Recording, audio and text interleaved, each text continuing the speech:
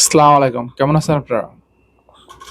আজকে বিগত অনেকদিন পরে ফেসবুক লাইভে আসলাম। আমি আছি আপনাদের সাথে সৌদি আরব থেকে আরিফুল ইসলাম আরিফ। অনেকেই হয়তো সৌদি আরবে আসার জন্য প্রস্তুতি নিয়েছেন, অনেকেই হয়তো বা পাসপোর্টও জমা দিয়েছেন। আসলে আমাদের বাংলাদেশ থেকে সবচেয়ে থেকে বেশি মানুষ আসে সৌদি আরবে, দুবাই এগুলাতেই। তবে ইদানিং মানুষ সৌদি আরবে আসতেছে বেশি। সৌদি আরবে আসবে না কেন মানুষ? কারণ হচ্ছে সৌদি আরবের দালালদের মুখে এত পরিমাণ মানে মধু লাগানো থাকে, যেটা আসলে বলে বোঝানোর মতো না। আপনি যখন থেকে পাসপোর্ট জমা দিবেন সৌদি আরবে আসার জন্য, দালাল আপনার সাথে এমন ভাবে কথা বলবে, তখন থেকে আপনি মনে করবেন যে আপনি আপনার দেশে থেকেই আপনি স্যালারি পাইতেছেন। বাট বাস্তবতা ভিন্ন। হ্যাঁ, তবে আপনি বিদেশে আসেন ভালো কথা, নিজের ক্যারিয়ার উন্নত করার জন্য আসবেন, সেটা আসলে আমরা সবাই চাই আপনাদের নিজেদের ব্যক্তিগত লাইফ বা যে কোনোভাবে কোনো না কোনোভাবে উন্নত করুন। তবে হ্যাঁ, বিদেশে আসবেন খুবই ভালো কথা। বিদেশে আসার পরে যদি দেখেন ক্যারিয়ার উন্নত করা দূরের কথা, বরং নিজের লাইফটা ধীরে ধীরে ধ্বংস হচ্ছে, তখন কি করবেন? তো নিজের ক্যারিয়ারকে উন্নত করার উদ্দেশ্য, যেহেতু বিদেশে আসবেন, বিদেশে আসার আগে যার সাথে আসবেন তার সম্পর্কে সমস্ত কিছু ভালোভাবে জেনে শুনে তারপরে আপনি পাসপোর্ট জমা দিবেন। আর হ্যাঁ, পাসপোর্ট জমা দেওয়ার আগে অবশ্যই আপনি তাকে কোনো ধরনের কোনো পেমেন্ট পে করবেন না। এজন্যই বলতেছি, আপনার পাসপোর্ট জমা দেওয়ার আগে যখন আপনি টাকা পে করবেন, পরবর্তীতে গিয়ে যদি দেখেন আপনার মেডিকেল আনফিট হচ্ছে, তখন কিন্তু আপনার একটু ঝামেলা হবে। তখন হয়তো আপনার নতুন পাসপোর্ট পুনরায় তৈরি করতে হতে পারে বা অন্য কোনো ব্যবস্থাও নিতে পারে। তখন হয়তো কোনো ধরনের গন্ডগোল তৈরি হতে পারে। তো সেই ধরনের সিচুয়েশন তৈরি হওয়ার আগেই আমি আপনাদেরকে পরামর্শ দিব, পাসপোর্ট জমা দেওয়ার পরে মেডিকেল হওয়ার পরে গিয়ে আপনি হয়তো কিছু টাকা অ্যাডভান্স দিতে পারেন, এর আগে নয়।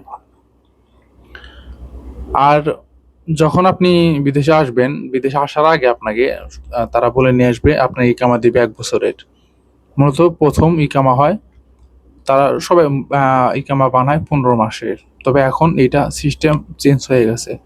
সিস্টেম চেঞ্জ হওয়া বলতে সিস্টেম ওইরকমভাবে চেঞ্জ হয় নাই, তবে সুযোগ করে দিয়েছে 1 মাসেরও আপনি চাইলে ইকামা তৈরি করতে পারবেন।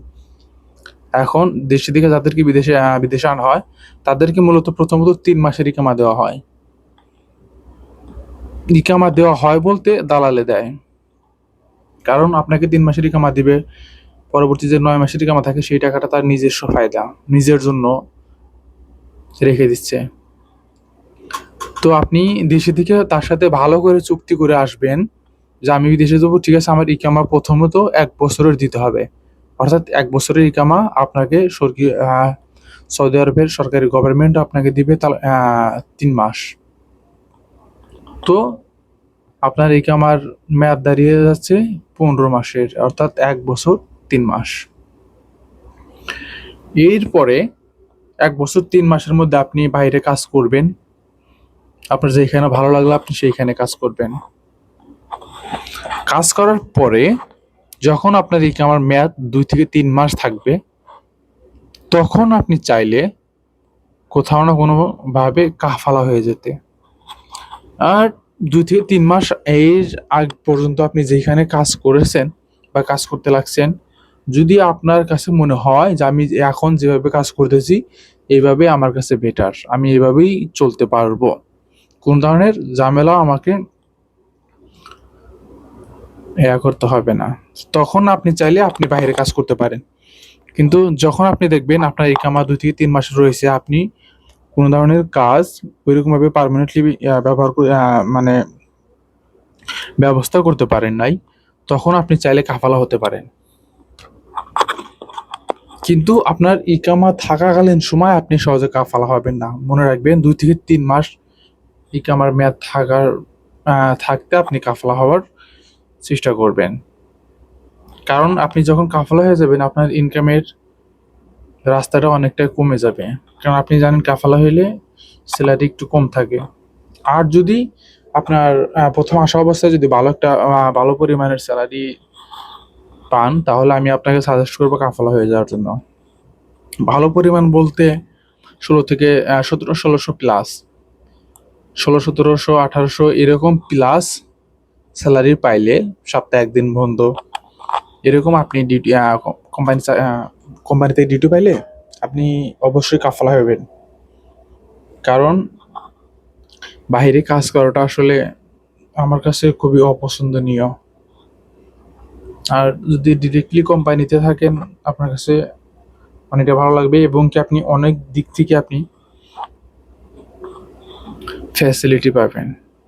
তো আমি আপনাদেরকে সাজেস্ট করব নতুনে আসলে আপনি এত তাড়াহুড়া করে কোথাও কোন ধরনের কাজে কাফালা হবার চেষ্টা করবেন না। কারণ মনে রাখবেন আপনাকে আপনার দালাল কাফালা করিয়ে দেওয়ার জন্য আপনার সাথে অনেক ধরনের কথাই বলবে।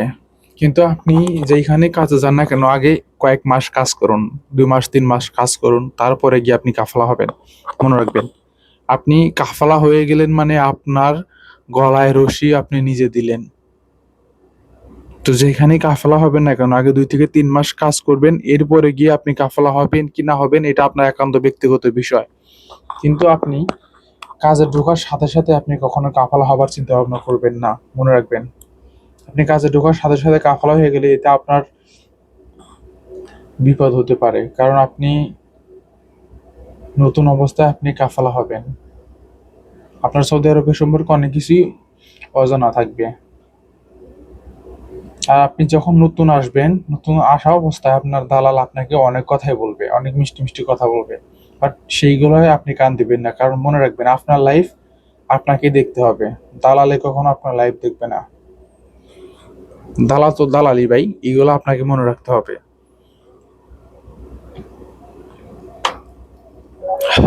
তো আপনারা আসেন, সবার জন্য আপনাদের জন্য দোয়া রইল। তবে দালালের মিষ্টি কথার হাত থেকে নিজেকে এড়িয়ে রাখার চেষ্টা করবেন।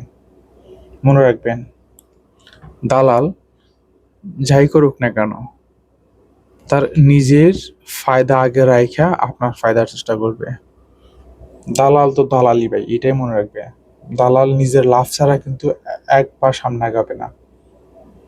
তো সবসময় দালালের কথা শুনবেন না, কিছু কিছু সময় নিজের বুদ্ধিতেও কিছু করবেন। ভালো থাকবেন সবাই, আল্লাহ হাফিজ।